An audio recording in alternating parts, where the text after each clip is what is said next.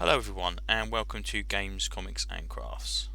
In this series of videos, I'll be looking at the Judge Dredd case files in order and picking out the most prominent and important stories, as well as noting some artists and writers that actually appear in these books. Okay, so this is volume 18 of the case files.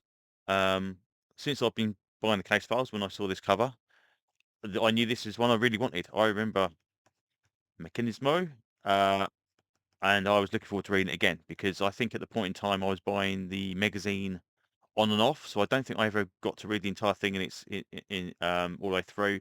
And I definitely don't remember reading the follow up. But this was 93, or 92, 93. So we start off with uh, there's a lot of painted artwork in this one. We've got Greg Staples, we've got Carl Critchlow, we've got Sean Phillips, and some of it I like, and some of it I don't like. Some of it I think we were kind of in the extreme edgy 90s, so everything was kind of over the top, and they've kind of pulled back from that a lot now. Um, but all in all, it's not a bad collection. Start off with the Innocents Abroad, which is about Judge Joyce coming from the Emerald Isle to try and track some criminals down. Again, not bad. Again, a little bit OTT on the character designs and all this kind of stuff as well. And we also find it a lot in here that we don't get a lot of backgrounds. Like I said last time, we tend to get a lot less backgrounds.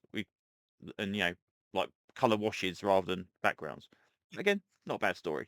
Um, this one is about the Magic Mellow Out, which is a part of Mega City, which has got this kind of hallucinogenic gas that's pumped into these rooms, and apparently Dredd starts hallucinating. There's a leak, and it doesn't actually stop it from doing so. So all of the animals and stuff there are going a bit crazy, and he confuses them with past Dredd hero villains. Um, Not bad. Wader. Now, again, this is Burns. I really like this guy's artwork. This is a an ex-judge that basically goes and does vigilante work against criminals. I like this one. This is a very, very good one. And this introduces a character called Judge Lola. I can't remember what her surname is. Lola. A palm tree. She's got these kind of dreads. She's Wally Squad. I think she shows up quite a few other times, but I can't for the life of me remember where. But as soon as I saw the hairstyle, I thought, okay, well, you look recognisable. That's not too bad. That's pretty cool. Um, that goes on through here. Then we get a little bit of a Christmas one about the kind of Ebenezer Scrooge type character, which is pretty decent. That's got some Square artwork in it.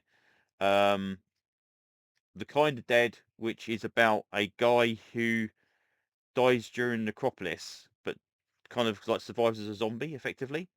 And this is the one that made me realise, because right at the end of it, they kind of say, "Oh, we'll be back in '93." It's like, right, so this is '92, this is '93. I thought it was '96 when I was reading this originally, so it's like, crikey, okay, it's a long time ago. Um, this one here is about a DIY expert making stuff out of dead bodies. The X-Men, which is again, this is John Higgins artwork. John Higgins is another one of my favourites from way back in the day. About some guys that basically can explode and kill people. Um, this was quite good about Sugar Racket. That's quite funny where they talk about, oh, how do you take it? Do you take it straight? It's like, no, I'll take mine with porridge. I think it's just a cool line. Um, but yeah, that's pretty decent.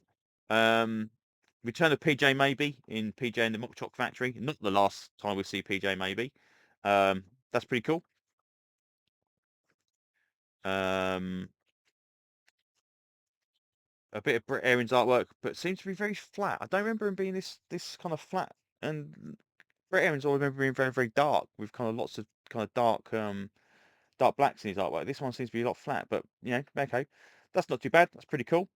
ABSC Warrior, about a guy taking questionnaires and basically killing people to answer the questions. Blind Mate, which is a blind date Cilla Black rip off homage.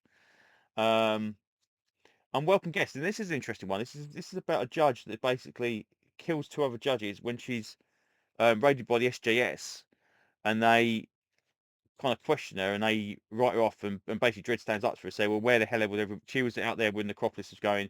She got bit by a zombie and she survived for 40 more hours. Where were you? And it kind of has a bit of argy-bargy with a couple of the judges that are trying to convict her. And they basically just go, no, we're going back on the streets. And it ends. And it's like, right, is that set up for something else that's coming along? Because that seems to be a very, very detailed kind of story for Dredd. And that's kind of like the stuff I really like. I love that kind of world building stuff.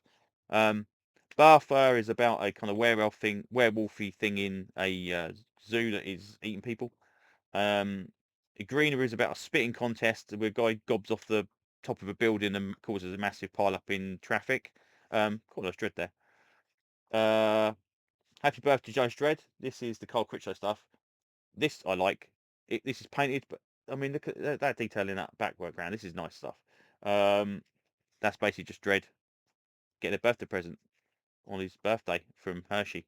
That's pretty decent. And then this is where it all becomes cool. So this is Mechanismo. This is Colin McNeil.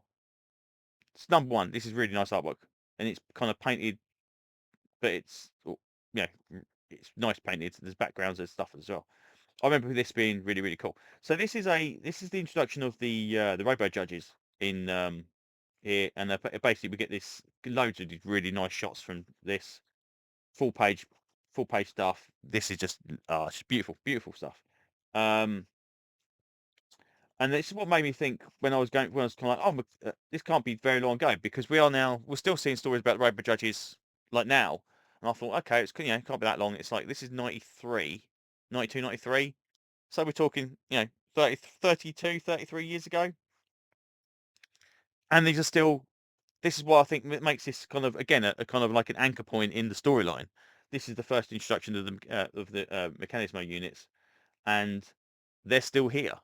They still kept that continuity from 30 years ago, where it's kind of like they go away, they come back, they go away, they get improved, they come back, and now they're kind of a key part of the Justice Department. And I love this. This is one of them ones. This when I first saw this and didn't think saw the advert, like the cover on it, and realised this was going to be the issue. This is right up there with the Apocalypse War and Necropolis and all this other stuff as well. Whereas they changed the city, this is another city changing event. This is another thing that still sticks around nowadays, and you can see references to Apocalypse War and Necropolis. These are living characters you see in the background of panels and their storylines and all this kind of stuff as well. So this is really, really cool. So we see the initial tech trials of the first 10 units. That doesn't go to plan. And so I read this as it came out, but I don't remember seeing all of it. So I don't remember seeing the end of it.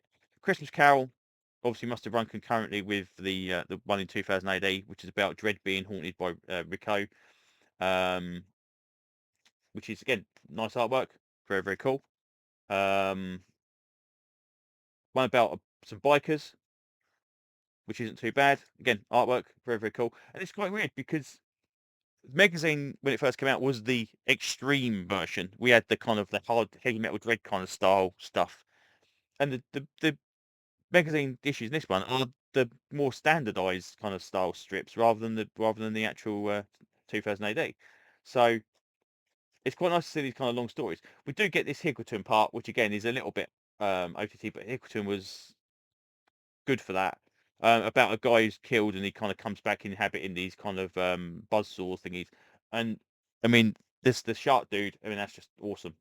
And if that just reminds me of Nemesis Book 9, and Nemesis Book 9 is one of my favourites, so very, very cool. His Dredd maybe a little bit over over steroided, but still decent stuff. So yeah, so there's that. Another story there. I don't know what that's about. I can't remember. But yeah, okay. Anyway, and then we're back to Mechanismo. So there's another one. They put the units in storage. One of them comes back to life and is reactivated and basically goes on a rampage and starts and kills loads of people at random, kind of like under its own designations. Dredd tries to stop it and almost dies in the process, and it escapes in the Undercity and is kind of still active in the Undercity by the end of the issue.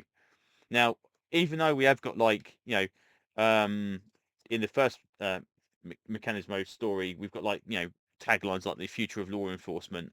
This one's got number 5 is alive based on Short Circuit, but the actual storyline isn't a parody of those. They could have done a parody of those two movies and basically just go, oh, it's just a jokey parody about RoboCops and stuff. That would be it. Ended. Oh, it'd fall over and or explode at the end of the thing, and that's it. We've got that in, nods to those in the text, but the actual storyline makes an impact. It is part of the history of Mega City 1. So yeah, so this one's definitely a good one. If you again, all of them, in my opinion, so far, all of the case files have been worth picking up and reading through, because there's always at least half a dozen that are really really good stories, and then the other ones are good. There's not many you can pick up nowadays that are kind of like, oh, okay, that entire volume was terrible, but this is a key one. This is right up there with Necropolis, City of the Damned, Apocalypse War. This is a key book, and I think it's, and again, scanning through the listings for like the next 20 volumes, 30 volumes, nearly. I can't see any in there that the storylines are that big. This is the last one I can think of that is a real big crossover. Now, when I get to the storylines, maybe I just misremembered what they were called, and then we'll eventually realise that, um, those storylines are massive impacted. But this is definitely one of the last ones I remember being a very kind of one of those kind of like world building storylines in the actual series. So anyway, so there you go. That's pretty much all I'm going to say about this one. Yeah, if you're a Dredd fan, definitely look this one up. And we'll be back next month with Volume 19, which has got some lovely artwork in it. I know it from the cover straight away. But yeah, all in all, that's all I can say. So thanks very much for listening, and hopefully I will see you on another video very, very soon. Bye-bye.